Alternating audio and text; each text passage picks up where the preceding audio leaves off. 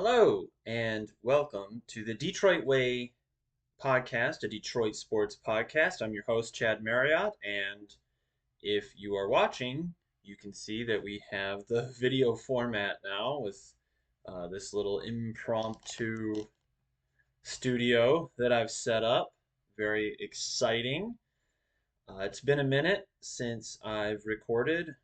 Uh, but I was waiting for the deadline and kind of taking some time, the Major League Baseball deadline, and taking some time to kind of gather my thoughts about what I want to say about that. First of all, I think that a lot of the media and fan reaction to the Tigers deadline is way overblown. Did they have a great deadline? Something that people are going to be talking about 20 years from now? Probably not. Did they have such an atrocious deadline that they're going to be talking about it 20 years from now? Probably not. Did we give up John Smoltz to get a little better down the stretch and not win a World Series? We didn't do that. So, but on the other side, did we get a needle mover, a game changer at the deadline? It seems like probably not. But I think that some of the players they added, just to go over the ones that are in the majors right now, be Charlie Morton, Rafael Montero, Paul Sewald, Kyle Finnegan, and then of course Chris Paddock was before the deadline, but earlier this week. So you get two starters and two relievers right away with Finnegan and Montero, and then you have Sewald that'll be coming down later. He's hurt right now, and then Cody uh, Hewer, who is going to be in Toledo, but looks like he could end up pitching in Detroit by the end of the season out of the bullpen. And then they're moving.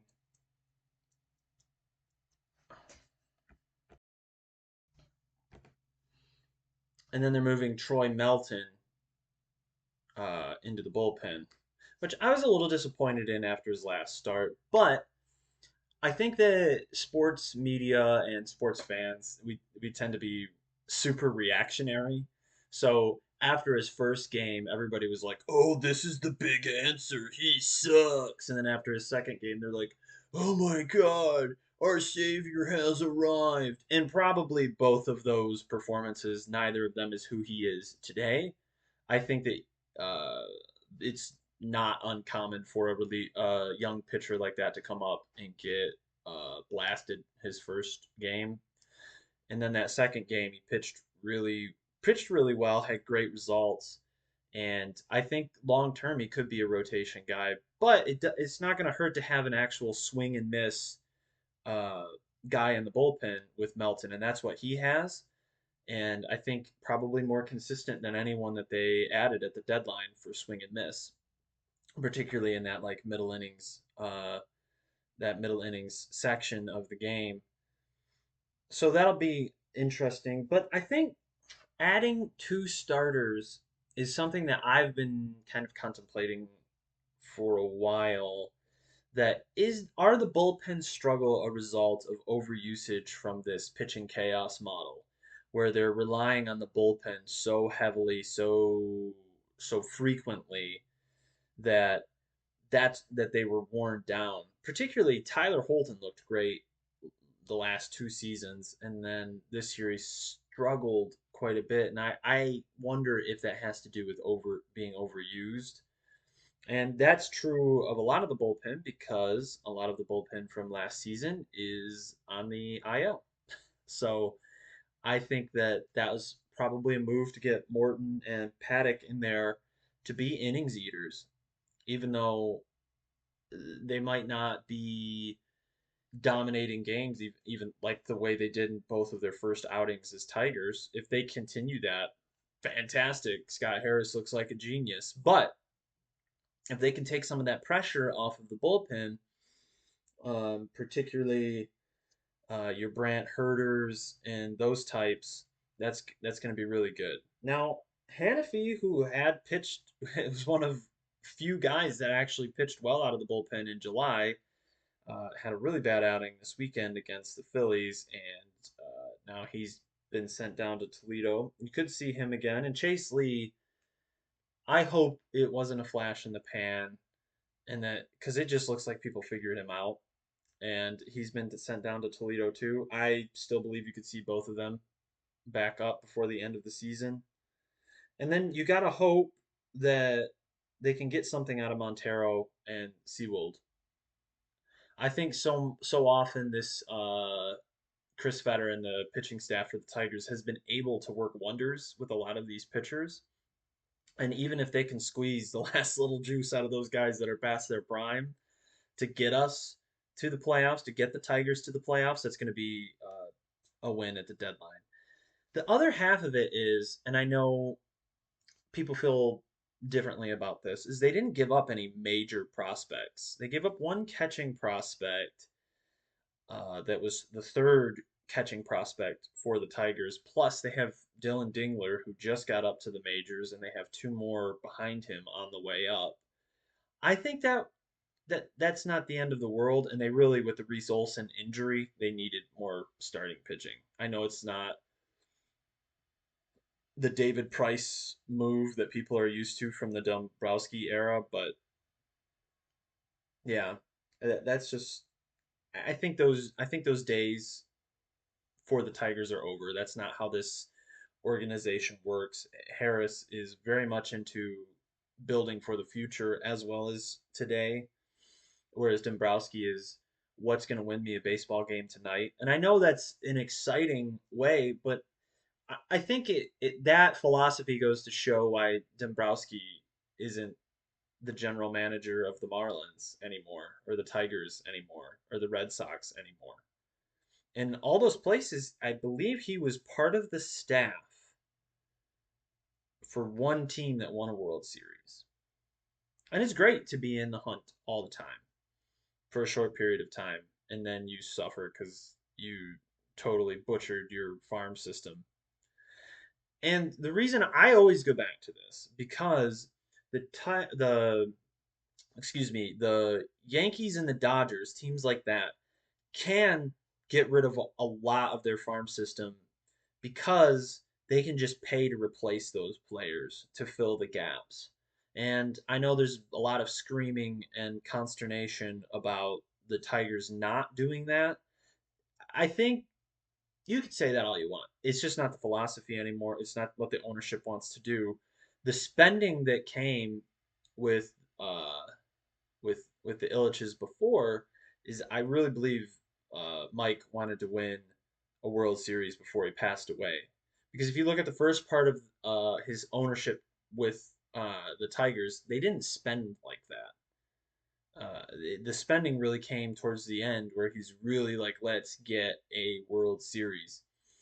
And for all the spending, they went twice over, it was like a 6 year span. So and I'm not knocking that because it was exciting. Best baseball I've ever seen was that 4 year stretch where we were in the Tigers went to the ALCS and lost in the World Series.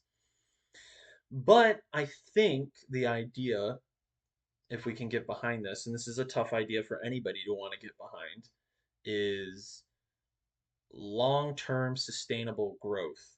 And the downside, and I hear people talking about this too, is that prospects don't always work out. And I get that because they don't. So frequently, you have these hyped up prospects that just don't work out.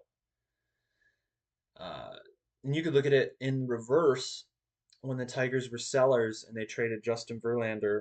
And the only player left from that trade, we got three really highly touted prospects from the Astros, and the only player left in our organization is Jake Rogers, who's a good player, but I mean, if you're talking about Justin Verlander, who is just now starting to fall off, it's a terrible trade for those prospects. So I know it's a gamble. Sometimes you trade a prospect, they turn out to be Hall of Fame level player, and sometimes you trade for them, and they never make it to the major leagues. Uh, I guess it's the risk and reward, and they feel pretty confident in who they have in their farm system, which I think bodes well for the organization that they feel really confident and they don't want to give any of these guys away. Particularly, I don't know that there really was anybody under a long-term contract that was of an age that fit the Harris Hinch profile on either side of, pitching or hitting. I know Suarez was a name that was thrown around a lot, but that he's high strikeout, low walk on an expiring contract. There was no chance that they were giving anything of value to try and get him. Now, pitching, I'm not really sure, but because we don't know, right? People can say, "Oh, well, I know that this would have worked." Yes, you can go back to playing MLB the Show and make your trades work. But one of the issues I think that we don't see in negotiating is they'll say, "Well, they're offering me these, Arizona or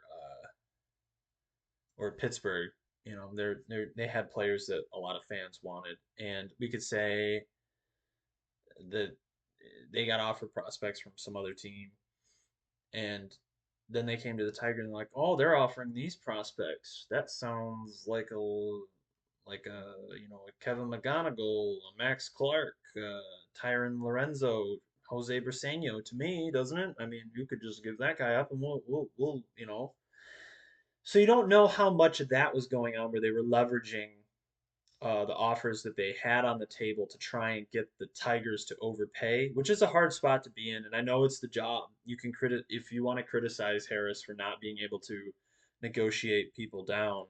I don't know what kind of witchcraft that Dombrowski used when he would get guys like Miguel Cabrera. I I I can't. I don't think there was anything like that available at the deadline. I mean, maybe I'm crazy, but or blind. But I think really this all comes from the fact that the city hasn't had a title in a long time. 2008 is the last the Red Wings won the Stanley Cup in 2008, and that's the last title the city has had. So there's a growing impatience. This happened last year when Aiden Hutchinson got hurt for the Lions, and everybody was screaming, "Doesn't who cares about the future and draft picks? Just trade it all away to get somebody." And maybe they're right. Maybe they would have won a Super Bowl if they had added uh, I don't know, somebody for 5 first round picks, one of the myriad of defensive ends that I I think sometimes those trades are pipe dreams, and maybe they would have though. But it the draft capital and the futures and such are so valuable to teams, particularly in the NFL with the salary cap. Baseball's a little different, but the Tigers do have a salary cap that is self-imposed, but it's different than the Yankees and the Dodgers who can just buy. And I think that frustration, you could feel that growing. But were the Lions a defensive end away from a Super Bowl? I don't know. It feels like the regular season they were really good and they were able to patch up. And this is the story that I'm curious to follow for the Tigers going into the postseason this year. Is your weaknesses get exposed in the playoffs because you're only playing good teams. And go back to that example, the Lions were exposed by a running quarterback in their stubbornness to stick to the man defense. Just got exposed, and all the injuries they had, they were able to scheme and cover in the regular season. But I think you got the preview of how that or why that wouldn't work against the Buffalo Bills in the regular season. The defense is horrible, and I remember Campbell went for it fake punt, and it was like, could you blame the guy? Because I mean, you got to do something to try and keep their offense off the field because our defense was so beat up and couldn't contain them. So maybe I don't know if one defensive end would have changed that against the Commanders, but you know, It's a tough argument. And then the offense, that 12 of 13 losing streak was miserable and everything was going wrong. It felt like watching the Bad News Bears. And I haven't really had a podcast since that happened and it got off of that. Getting Kerry Carpenter back is just massive for the Tigers lineup. He is the only like serious power threat that they have in the lineup. Riley Green and Spencer Torkelson are hitting a good amount of home runs. They've got good power, but there is just something about every at bat. It feels like Carpenter could hit a home run, hit a double, hit a triple. Just I and he came right back and was just doing the same things he was doing before, hitting the ball, hitting the ball. I got nervous. They're playing him in the outfield. I know that's like a thing he wants to do, and they like the lineup versatility. I'm like, we can't afford for this guy to be out. Uh, Take no risks. And plus, Riley Green is so great out there. I guess you got to give him a day off. But yeah, that's going to make a big difference. So we'll have to wait and see if the gamble of getting the innings eaters and seeing if you can't get a good month or two out of some of these relievers past their prime type guys, or really do it by committee. That's what they've always done, and I guess always in this last year that they've been good again. It's different, and I think it's going to take time for fans and media to accept the new model that's in Detroit because the historical model with the Dombrowski model, and he's doing that still in Philadelphia, and they've gone to one World Series, and we'll see how they do. I mean, they could win it this year, who knows? But when you get into the playoffs, every pitch, every at bat is just so valuable and so crystallized that I don't know. I just don't know how the relievers really help out with that. And to touch on that a little bit more, is I remember Valverde one year had 60 saves in the regular season, 60 plus, and he had three blown saves in the playoffs. You just don't know. And Phil Koch was a really good reliever, and I think he got is against Boston. I think he got walked off when he came in. So you never know with how these things are going to work out just because the teams are better, the lineups are better. I think you could look at last season, even in the playoffs, every pitch, every at bat. It's why it's fun and exciting to be back into that. But I think they're really going to have to rely on Scooble and Flaherty. Yeah, I mean, being your top two guys, and hopefully Mize can stay. He's been struggling lately. Hopefully he can find his form again before the postseason. But if you had those three, and then you could get either Paddock or Morton to give you some decent starts in the playoffs. I mean, uh, you're probably better off with that than relying heavily on the pitching chaos at that point in time. Okay, so I want to turn to quickly to finish up talking about the Pistons. I have always been desperate to find a really good Pistons podcast to listen to because I listen to a lot of other Detroit podcasts. There's one or two really good for the Tigers. Uh, there's the Lions have some decent material, and the Red Wings have just a plethora of good podcast options. The Pistons don't, because every time you listen to it, they're going to tell you three things. They're going to say, uh, Isaiah Stewart needs to shoot more threes because I want a big man that shoots threes. Well, then we have to go get a big man that shoots threes. Isaiah Stewart is not that guy. His efficiency is when he's down in the paint, getting rebounds, being that kind of enforcer role, making those plays happen down there, playing defense, getting rough, getting offensive rebounds. When he's standing on the 3 point line, he is worthless. He's worthless. He's no value as a basketball player if he's standing on the 3 point line. But you look at Brook Lopez. Yes, if we had Brook Lopez, I'd want Brook Lopez standing on the 3 point line shooting threes because that's what he's good at.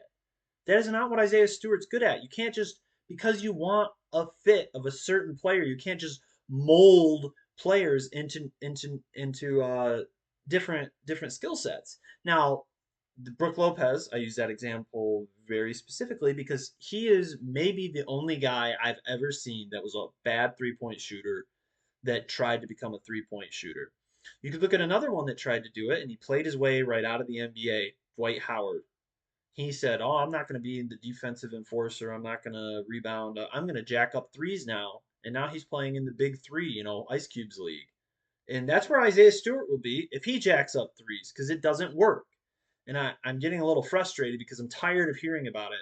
They're like, man, Stewart was so much better this year with all the rebounding and intensity and defense. If only he'd go back to jacking up threes. I'm like, guys, the two things are diametrically opposed. It's one or the other. That's it's very aggravating.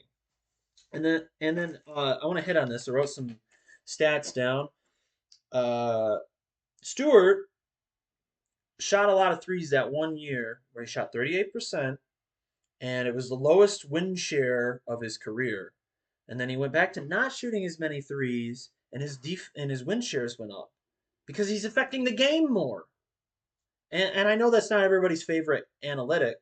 The other thing is this goes right into jack up threes, jack up threes. We need to jack up threes. The Oklahoma City Thunder were 12th in 3-point attempts in the NBA, and they won a title. And there were teams that were playoff teams in the top 10, and there were teams that were at the bottom of the league in the top 10. I think the Charlotte Hornets were a top 10 3-point attempts. Woohoo! Jacking up threes leads to winning basketball games.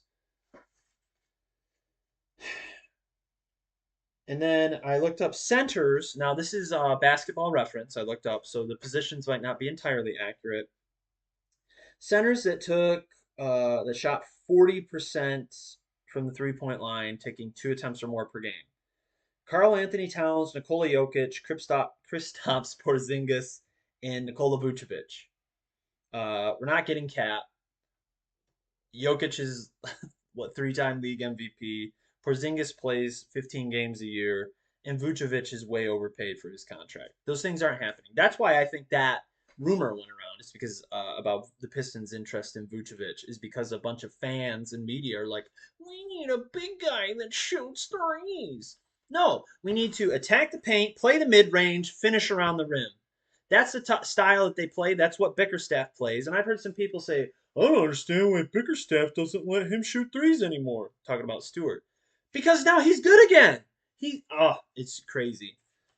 It's like this the Golden State Warriors phenomenon of Steph Curry and Klay Thompson has infected the minds of everybody that covers and watches basketball. It's the stupidest thing in the world. Then over 35% centers that shoot 2 or more threes per game.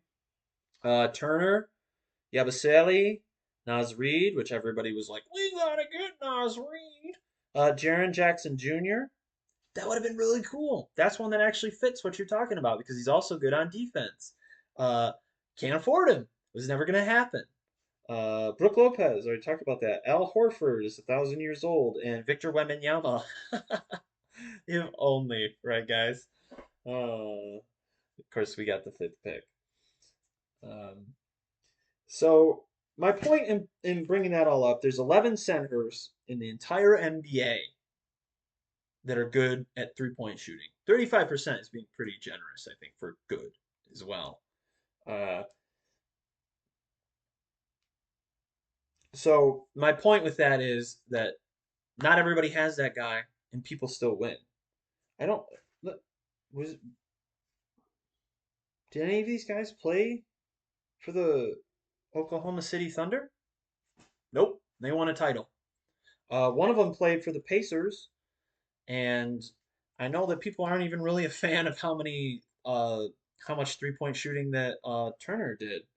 So it's an aggravating argument. And then I want to keep moving with this. The other thing is suddenly everybody doesn't like Jaden Ivey. Well, he's not a point guard. 2 years ago during the Pistons broadcast, they were putting him as the point guard and Cade Cunningham as the shooting guard. And now suddenly he's not even a playmaker. You can't handle the ball. Get over it. We didn't get Devin Booker. We didn't trade for Devin Booker. That's what everybody's being pissy about. And it's very aggravating. He's a good ball player. And I think he's a good distributor. sometimes he gets a little over his skis, but he's a young player. He's still learning. And for the first time ever, he's going to have the same coach for multiple years and stay in the same system, right? He's getting some consistency, and hopefully him and Cade can both play a full year together so we can really see as fans, media, and the organization can see what that looks like. But I really think the Ivy sudden turning on Ivy is completely related to people wanted the Pistons to trade him for as a part of a package to get some big name. It's the same thing with Duran. They're like, well, trade Ivy, Duran, and 100 first-round draft picks, so I can see Devin Booker not do well in the playoffs. Like, come on, let's give it a rest, okay? I know, like, it'd be cool if he played here. But I don't think he fits this current team. I think he is you know, I'm just some guy sitting on his couch watching games. Okay, I know that I'll probably get ripped to high heaven for calling someone soft, but he is. He's soft. He doesn't play winning basketball. He plays regular season basketball. Uh, and what that is teams that score a lot and win a lot in the regular season and then suck in the playoffs. Sometimes you can turn that around. I think that Dirk Nowitzki was a guy like that was a regular season player uh, on a regular season team, really. The Mavericks, I should say, more than Dirk Nowitzki by himself. But that roster, uh, and that was a lot of coaching. That was Nelson versus Rick Carlisle came in there. Rick Carlisle is a playoff coach. Rick Carlisle is one of the probably 4 or 5 best coaches right now still. Him, Spolstra, ooh, that, that might be the 2 best coaches in the NBA. That's for a topic for another day. But I just wanted to rant about that a little bit because I'm getting really sick of the 3 point narrative and the weird obsession with it. And Ivy can't be a ball handler. I can't do it. I can't do it. It's awful to watch. Okay, okay. Who did you want? Right? Hey, well, I not him. I wanted to trade for Devin Booker. I mean, that's all. I keep coming back to that because that seems to me to be like the weird narrative around him. So, all right, I was a little immature today, but I'm gonna let that go. Uh, but speaking your mind is part of the Detroit way. Thank you. See you next time.